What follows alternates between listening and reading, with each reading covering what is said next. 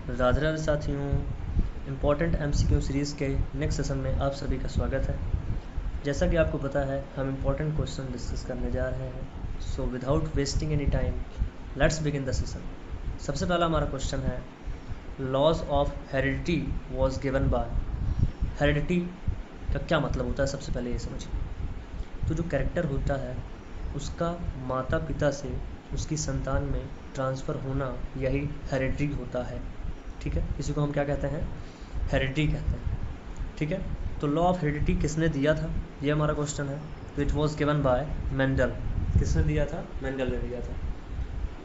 Mendel से related कुछ और भी इंपॉर्टेंट बातें हैं जो आपको ध्यान में रखनी होंगी। जैसे मेंडल का पूरा नाम जो है वो ग्रेगर जॉहन मेंडल है। इनका जन्म कब हुआ था, 20 जुलाई 1822 को इनका जन्म हुआ था। ठीक है, इन्हें हम फादर ऑफ जेनेटिक्स भी कहते हैं। Is that clear? अब कुछ और भी एक्स्ट्रा इन्फॉर्मेशन है जो आपको अपने दिमाग में रखनी होगी। जैसे सल ने क्या किया था, हेट्रोसिस टर्म दिया था। हेट्रोसिस क्या है, इसको भी समझ लीजिए। Superiority of F1 generation over both of its parent in terms of yield के टर्म्स में। ठीक है, जैसे सपोज करिए एक क्रॉप या प्लांट है A और एक क्रॉप या प्लांट है हमारा B। ठीक है, जो हमारा प्लांट A है उसकी जो यील्ड है वो कितनी है, 10 कुंटल है।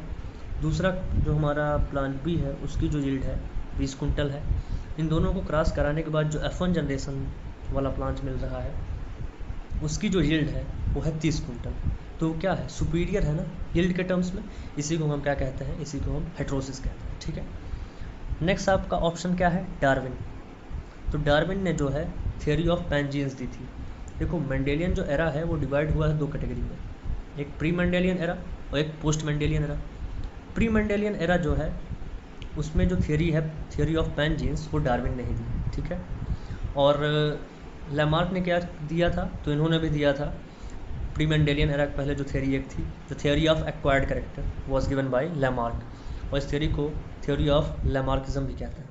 ठीक है, नेक्स्ट हमारा क्वेश्चन है, वर्टिसॉल इज रिलेटेड टू। वर्टिसॉल किससे संबंधित है, तो वर्टिसॉल क्या है, सॉइल ऑर्डर का टाइप है। ठीक है, मॉडर्न सॉइल क्लासिफिकेशन के अकॉर्डिंग टोटल हमारे 12 सॉइल ऑर्डर हैं, जिसमें से वर्टिसॉल भी एक है। तो वर्टिसॉल क्वेश्चन ये पूछा गया है किससे संबंधित है, तो ब्लैक सॉइल से संबंधित है। किससे संबंधित है, ब्लैक सॉइल से संबंधित है। और टोटल हमारे सॉइल ऑर्डर कितने होते हैं, 12 सॉइल ऑर्डर हैं, जिनको हम एक ट्रिक से याद करते हैं, आवागामी हाउस। ठीक है, किस ट्रिक से याद करते हैं, आवागामी हाउस। ठीक है, आवागामी हाउस एक ट्रिक है जिससे हम सॉइल ऑर्डर को याद करते हैं। जैसे हमारे सॉइल ऑर्डर कितने होते हैं, ठीक है, इंसेप्टिसॉल, एंटीसॉल, वर्टिसॉल, ऑक्सीसॉल, अल्फिसॉल, हिस्टोसॉल, एरिडोसॉल, स्पोडोसॉल। ठीक है, और अल्टीसॉल, मोलिसॉल, एंडीसॉल, जेलीसॉल। ये हमारे टोटल 12 सॉइल ऑर्डर्स हैं। ठीक है, तो रेड सॉइल जो है वो किससे संबंधित है, रेड सॉइल हमारा अल्फिसॉल से संबंधित है। ठीक है, और लेटराइट सॉइल किससे संबंधित है, तो लेटराइट सॉइल जो है वो ऑक्सीसॉल से संबंधित है। ठीक है, तो ये आप दिमाग में रखिएगा। जो एक्स्ट्रा इन्फॉर्मेशन है वो भी आप अपने दिमाग में रखिए। और सॉइल टैक्सोनॉमी के अंदर ही हम सॉइल क्लासिफिकेशन पढ़ते हैं। तो सॉइल टैक्सोनॉमी के जो फादर हैं वो हैं गाइडी स्मिथ। ठीक है, ये भी आप अपने दिमाग में रखिए। नेक्स्ट क्वेश्चन पर चलते हैं।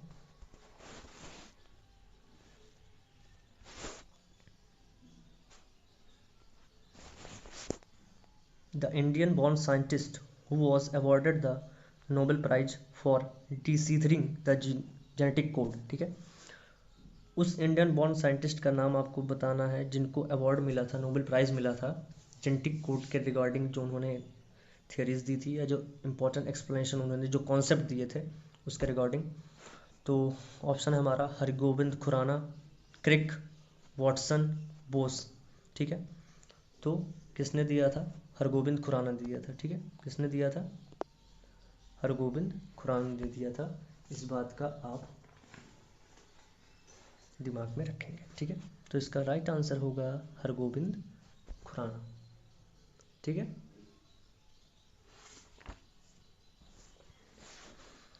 और वाटसन और क्रिक ने क्या दिया था, double helical model of DNA दिया था। ये भी आप अपने दिमाग में रखिएगा, क्वेश्चन पूछा जाता है। इन दोनों ने क्या दिया था, double helical model of DNA. तो इस बात को भी आप अपने दिमाग में रखेंगे। बाकी इसका जो राइट आंसर होगा वो हमारा क्या होगा, हरगोबिंद खुराना। ठीक है, नेक्स्ट क्वेश्चन पर चलते हैं गाइस।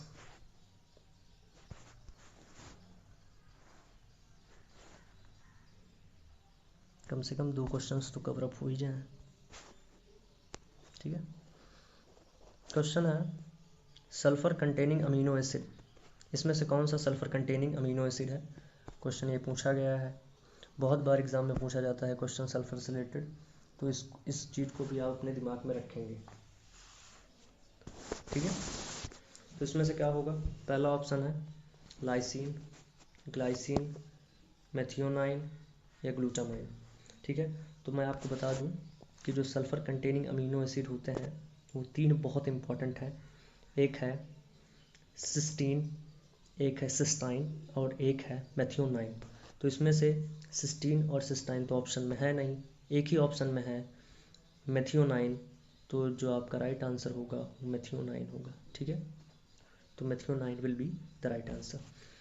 और इससे सल्फ़र से रिलेटेड एक और इम्पॉर्टेंट क्वेश्चन पूछा जाता है, सल्फ़र ऑक्सीडाइजिंग बैक्टीरिया का क्या नाम है। तो थायोबैसिलस है। ठीक है, सल्फ़र ऑक्सीडाइजिंग बैक्टीरिया थायोबैसिलस होता है। और ये कुछ इस तरीके का स्ट्रक्चर आप सामने स्क्रीन पर देख पा रहे होंगे, कुछ इस तरीके से देखने को मिलता है। ठीक है, और सल्फ़र जो होता है वो ऑयल सीड और पल्सेस क्रॉप के लिए बहुत ज़्यादा बेनिफिशियल होता है, बहुत ज़्यादा एसेंशियल होता है, क्योंकि ये ऑयल और प्रोटीन कंटेंट को बढ़ा देता है। ठीक है, तो सल्फ़र से रिलेटेड कुछ इंपॉर्टेंट बातें थी जो आपको अपने दिमाग में रखनी ही होगी। ठीक है, नेक्स्ट क्वेश्चन पर चलते हैं। The water that is used in nuclear reactor to slow down the fast moving neutrons. ठीक है, कौन सा ऐसा इसमें से देखो काफ़ी वाटर के नाम दिए हुए हैं, टाइप दिए हैं, जैसे hard water, distil water, soft water. तो कौन सा ऐसा वाटर होता है, ठीक है, जिसको यूज किया जाता है न्यूक्लियर रिएक्टर में। ठीक है, जो न्यूट्रॉन्स होते हैं वो जो फास्ट मूविंग करते हैं उनको स्लो डाउन करने के लिए। ठीक है, मतलब to slow down the neutrons, which type of water is used in nuclear reactor, किस तरीके का वाटर यूज़ किया जाता है न्यूक्लियर रिएक्टर में फास्ट मूविंग न्यूट्रॉन्स को स्लो डाउन करने के लिए। ठीक है, तो किस तरीके का यूज किया जाता है आप बताइए। सबसे पहले समझ लीजिए कुछ इंपॉर्टेंट बातें, इसको थोड़ा स्लाइड से ऊपर बढ़ा देते हैं। ये हमारा क्वेश्चन है। ठीक है, अब बताइए, तो जो इसका राइट आंसर होगा वो हमारा होगा हार्ड वाटर। देखिए दो तरीके के मेन वाटर पूछे जाते हैं, जैसे एक हार्ड वाटर है, एक सॉफ्ट वाटर है। ठीक है, हार्ड वाटर क्या है ये समझ लीजिए, जैसे जो अंडरग्राउंड वाटर होता है। ठीक है, जैसे जो कुएं के अंदर वाला पानी, मतलब जो आप हैंडपम्प का इस्तेमाल करते हैं तो वो जो कैसा वाटर आता है, ग्राउंड वाटर आता है, अंडरग्राउंड वाटर आता है ना। तो वो जो अंडरग्राउंड वाटर होता है वो हार्ड वाटर होता है। सॉफ्ट वाटर कौन सा होता है, जैसे रेन का वाटर, जैसे जब बारिश होती है तो बारिश का जो पानी होता है वो सॉफ्ट वाटर होता है। ठीक है, तो स्लो डाउन करने के लिए फास्ट मूविंग न्यूट्रॉन्स हम हार्ड वाटर यूज़ करते हैं। ठीक है, तो इसका राइट आंसर जो होगा वो हमारा क्या होगा, हार्ड वाटर। ठीक है, नेक्स्ट क्वेश्चन पर चलते हैं।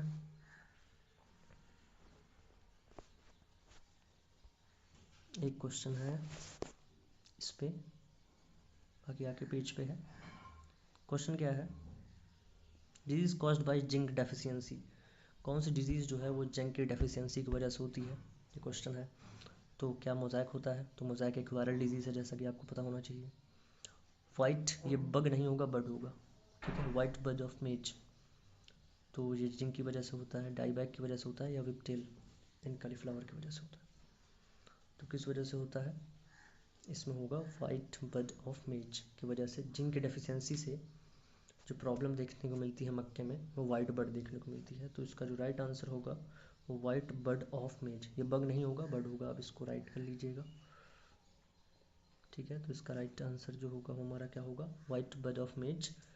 और जिंक की डेफिशिएंसी से एक और बीमारी जो है बहुत ज़्यादा पूछी जाती है, बहुत ज़्यादा देखने को मिलती है, जैसे खैरा डिजीज़। ठीक है, जिसको मित्रा एटॉल ने डिस्कवर किया था, और इसको कंट्रोल हम, खैरा डिजीज़ को हम कंट्रोल कैसे कर सकते हैं, जिंक सल्फेट डाल के। ठीक है, तो इस बात को भी आप दिमाग में रखेंगे।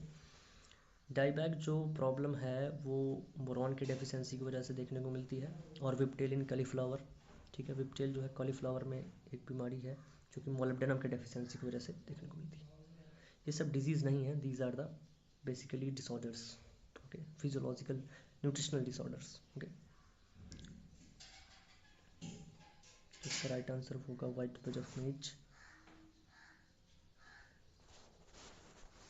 नेक्स्ट क्वेश्चन पर चलते हैं।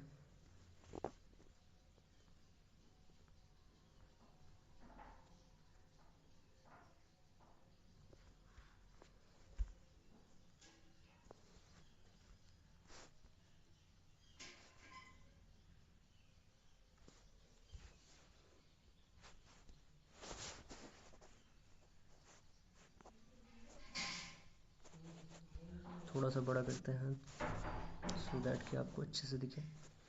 आप इस वीडियो को जो है 720 पे अगर आप देखेंगे तो वीडियो क्वालिटी में तो बढ़िया दिखेगा, ठीक है, तो कोई दिक्कत नहीं होगी तब, ठीक है साथियों।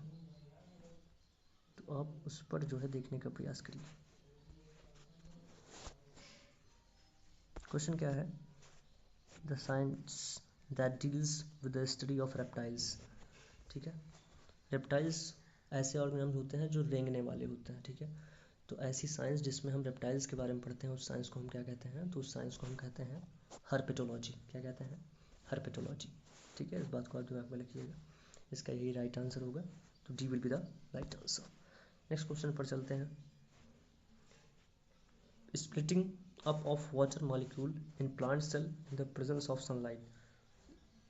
सनलाइट के प्रेजेंस में वाटर मॉलिक्यूल्स का जो ब्रेकडाउन होता है, मतलब H2O का ब्रेकडाउन होता है हाइड्रोजन और ऑक्सीजन में सनलाइट के प्रेजेंस में, इस प्रोसेस को हम क्या कहते हैं वो आपको बताना है। तो इस प्रोसेस को हम कहते हैं फोटोसिंथेसिस कहते हैं, फोटोलिसिस कहते हैं, या फोटोफॉस्फोराइलेशन कहते हैं, ठीक है। सॉरी गाइस, फोटोफॉस्फोराइलेशन, ठीक है, या कहते हैं, या फॉस्फोराइलेशन कहते हैं, ठीक है। तो इसको हम कहते हैं फोटोलिसिस, ठीक है। मतलब सनलाइट के प्रेजेंस में, देखो इसमें जो फोटोलिसिस है ये आया है फोटो और हाइड्रोलिसिस से मिलकर बना है, इस वजह से तो फोटोलिसिस कहते हैं, ठीक है। तो लिसिस यानी हाइड्रोलिसिस क्या होता है? ब्रेकडाउन या स्प्लिटिंग ऑफ हाइड्रोजन वाटर, यही तो होगा ना हाइड्रोलिसिस। तो उससे मिलकर ये बना हुआ है फोटोलिसिस। तो इसका जो राइट आंसर होगा वो हमारा यही होगा, फोटोलिसिस, ठीक है। Photolysis will be the right answer. एक आप लोग ये भी सोच रहे होंगे कि ये जो फोटोफॉस्फोराइलेशन है ये क्या होता है, तो इसको देखिए समझिए। एडीपी का, ठीक है, जो है एटीपी का जो प्रोडक्शन है वो एडीपी से होना सनलाइट के प्रेजेंस में, ठीक है। मतलब क्या है?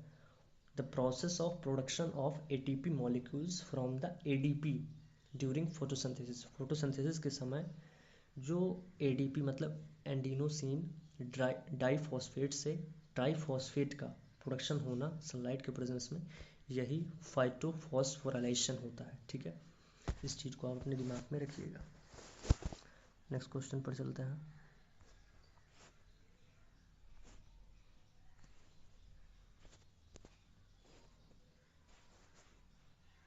Fruit of rose is called as, ठीक है। तो फ्रूट टाइप क्या होता है रोज़ का, ठीक है। तो या रोज़ के फ्रूट को क्या कहते हैं? तो हिप्स कहते हैं। क्या कहते हैं? हिप्स कहते हैं, ठीक है। क्या कहते हैं? हिप्स कहते हैं। ये आप सामने स्क्रीन पर एक स्ट्रक्चर जो है देख पा रहे होगे, कुछ इस तरीके का हिप्स देखने को मिलता है। देखिए कैसा है, कुछ इस तरीके का है, ठीक है। ये आप देख पा रहे होंगे स्क्रीन पर, ठीक है। तो कुछ इस तरीके का आपको हिप्स देखने को मिलता है। तो इसका राइट आंसर क्या होगा? हिप्स होगा। नट्स जो है फ्रूट टाइप, जैसे आपको कैशिव नट होगा, वॉलनट होगा, ये सब नट फ्रूट टाइप होता है नट का। कैप्सूल कॉटन का जो फ्रूट टाइप है कैप्सूल होता है, ठीक है। कैप्सूल होता है कॉटन का, इसको भी आप अपने दिमाग में रखिएगा। एक और ऑप्शन है, ऑप्शन डी, समझ नहीं पा रहे होंगे आप लोग। नार्सिसस क्या है, ठीक है। तो नार्सिसस एक तरीके का फ्लावर है जो कि कुछ इस तरीके का देखने को मिलता है। ये सामने आप स्क्रीन पर देखिए, कुछ इस तरीके से देखने को मिलता है नार्सिसस, ठीक है। नेक्स्ट क्वेश्चन पर चलते हैं। द क्वांटिटी ऑफ फैट और oil is produced from 1 gram of glucose, ठीक है। कितनी क्वांटिटी जो है ऑयल की प्रोड्यूस होती है? 1 ग्राम ग्लूकोज से कितना ऑयल का प्रोडक्शन होता है, ये पूछा जा रहा है क्वेश्चन, ठीक है। बहुत बार एग्ज़ाम में पूछा भी गया है। तो ये 0.45 ग्राम, ठीक है, 0.45 ग्राम, ठीक है। 1 ग्राम ग्लूकोज से 0.5 ग्राम जो है फैट या ऑयल का प्रोडक्शन होता है, ठीक है। नेक्स्ट क्वेश्चन पर चलते हैं। जो क्वेश्चन है बहुत ज़्यादा इंपॉर्टेंट है, बहुत ज़्यादा एग्जाम में पूछा भी जाता है। ये क्वेश्चन नंबर 12 तो बहुत ज़्यादा इंपॉर्टेंट होगा आपके AGTA के लिए, ठीक है। बहुत ज़्यादा इंपॉर्टेंट होगा भाई, लोग अच्छे से पढ़ के जाना ग्रुप, मज़ा आ जाएगा। क्वेश्चन है the portion of earth under water is referred to as, ठीक है। अर्थ का वह पोर्शन जो वाटर में देखने को मिलता है उसे हम क्या कहते हैं, ठीक है। तो अर्थ में जैसे आपको पता है हमारा जो अर्थ है उसमें काफ़ी है, वाटर भी है और लैंड भी है। तो जो पार्ट वाटर वाला है उसे हम क्या कहते हैं, क्वेश्चन यही पूछ रहा है, सिंपल क्वेश्चन यही पूछा है, उसे हम क्या कहते हैं। तो उसे हम कहते हैं हाइड्रोस्फीयर, ठीक है, हाइड्रोस्फीयर कहते हैं उसे। और लिथोस्फीयर क्या होता है, जो लैंड वाला पोर्शन, मतलब terrestrial part of the earth, ठीक है जी, उसे हम क्या कहते हैं, लिथोस्फीयर कहते हैं, ठीक है। यस, तो ये कुछ इस तरीके के स्ट्रक्चर आप देख सकते हैं, आप सर्च करके भी देख लीजिए। बाकी इस तरह का है कुछ इस तरीके से। और ये हाइग्रोस्फीयर और ये मिजोस्फीयर, मैंने इसको टर्मोलॉजी सर्च की थी, इसका कोई मतलब नहीं होता, there is no meaning of these two words, ठीक है। तो इसका कोई मीनिंग ही नहीं है। तो नेक्स्ट क्वेश्चन है हमारा, बहुत ज़्यादा इंपॉर्टेंट क्वेश्चन है और बहुत बार एग्जाम में क्वेश्चन पूछा जाए। क्राइटेरिया फॉर द एसेंशियलिटी, ठीक है, criteria for the essentiality of nutrient for the plant was given by, किसने दिया था क्राइटेरिया ऑफ एसेंशियलिटी, ठीक है, सॉरी, एसेंशियलिटी। तो criteria of essentiality of nutrient for the plant was given by, ये question है। तो criteria of essentiality was given by Arnon and Stout in 1939, 1939 में अर्नान और स्टाउट ने दिया था। जो हमारे टोटल एसेंशियल न्यूट्रिएंट्स होते हैं वो होते हैं 17, ठीक है। और वो 17वां जो है वो भी पूछा जाता है। टोटल एसेंशियल न्यूट्रिएंट हमारे 17 होते हैं और जो वो 17th एसेंशियल एलिमेंट है वो हमारा निकल है। Nickel is the 17th element known in 1987 by Brown et al, ठीक है। ब्राउन एट ऑल ने वो जो 17वां एसेंशियल न्यूट्रिएंट या एलिमेंट है निकल है उसको बताया था। 1987 में उसकी खोज की गई थी ब्राउन एट ऑल के द्वारा। एक इम्पॉर्टेंट तथ्य है जो आप अपने दिमाग में रखिएगा, बहुत ज़्यादा पूछा जाता है। और ये जो क्राइटेरिया ऑफ एसेंशियलिटी है इसको रिफाइंड किया था तो अर्नान के द्वारा किया गया था 1954 में। ये भी क्वेश्चन पूछा जाता है, तो आप इस बात को भी दिमाग में रखेंगे। तो criteria for the essentiality of nutrient was given by Arnon, ठीक है। इसमें ऑप्शन में क्या है, अर्नान ने दिया था criteria for the essentiality of nutrient for the plants was given by Arnon. और स्टाउट ने क्राइटेरिया ऑफ एसेंशियलिटी दिया था, लेकिन criteria for the essentiality of nutrient for the plant was given by, तो ये जो है जिसने दिया था अर्नान ने ही दिया था। स्टाउट का इसमें नाम है नहीं, तो इसमें ऑप्शन में क्या होगा, अर्नान दिया है तो Arnon will be the right answer. Okay, thank you, मिलते हैं नेक्स्ट लेक्चर में। तब तक के लिए love you all, take care, keep smiling, keep practice, thank you, have a nice day.